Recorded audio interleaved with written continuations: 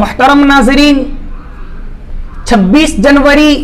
ہمارے سر پر منڈلا رہا ہے، اور 26 جنوری چونکہ ایک ایسا دن ہے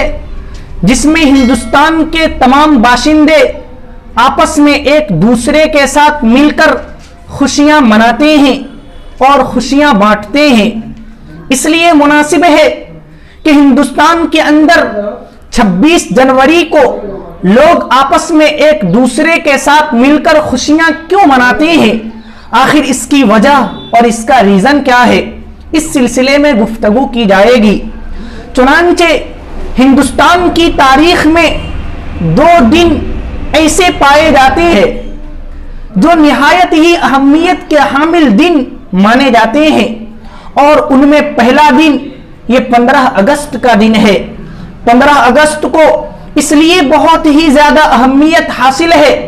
اس لیے کہ ہندوستان جو کہ بدقسمتی سے انگریزوں کا غلام بن گیا تھا، تو ہندوستان کو انگریزوں کے چنگل سے جو آزادی ملی وہ 15 اگست کو ہی آزادی ملی تھی۔ اس بنیاد پر 15 اگست کو اہمیت حاصل ہے، اور 26 جنوری کو اہمیت اس لیے حاصل ہے کہ ہندوستان کے آزاد ہونے کے بعد ہندوستان کا اپنا قانون ہندوستانیوں پر لاگو اور نافذ جس دن کیا گیا وہ ہے 26 جنوری کا دن۔ چنانچہ ہندوستان کی تاریخ میں آتا ہے جب ہندوستان انگریزوں کے چنگل سے آزاد ہوا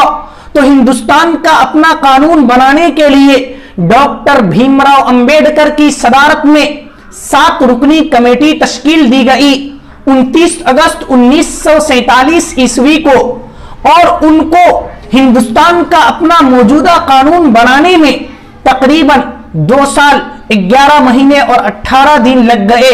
اس کے بعد 26 نومبر 1949 عیسوی کو ان قوانین کو ایکسپٹ کر لیا گیا، قبول کر لیا گیا،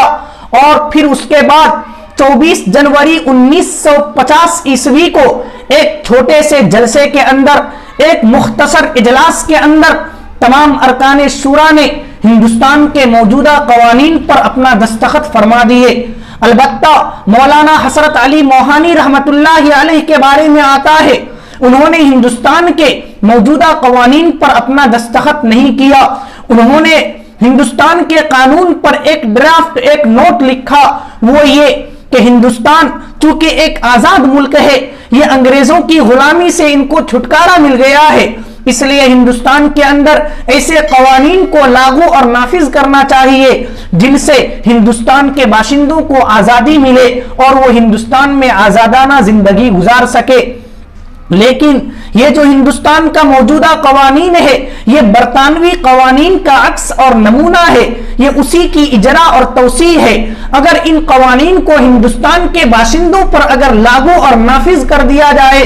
تو ہندوستان میں جو رہنے والے لوگ ہیں ان کی آزادی چھن جائے گی، آزاد ہندوستان کا جو مقصد ہے وہ انہیں حاصل نہیں ہو پائے گا۔ یہ کہہ کر مولانا حضرت علی موہانی نے دستخط کرنے سے انکار کر دیا، لیکن ان کے 24 جنوری 1950 کو دستخط کر دیے، اور اس کے بعد 26 جنوری 1950 کو ایک پروگرام کا انعقاد ہوا اور باقاعدہ ہندوستان کے لوگوں پر ان قوانین کو لاگو اور نافذ کیا گیا، اور ان قوانین کو لاگو اور نافذ کر کے پہلا یوم جمہوریہ منایا گیا، اور اس کے بعد ہر سال 26 جنوری کو منایا جانے لگا، اور یہ دن بھی تاریخ کے اندر 15 اگست کی طرح 26 جنوری بھی ایک تاریخی دن بن گیا۔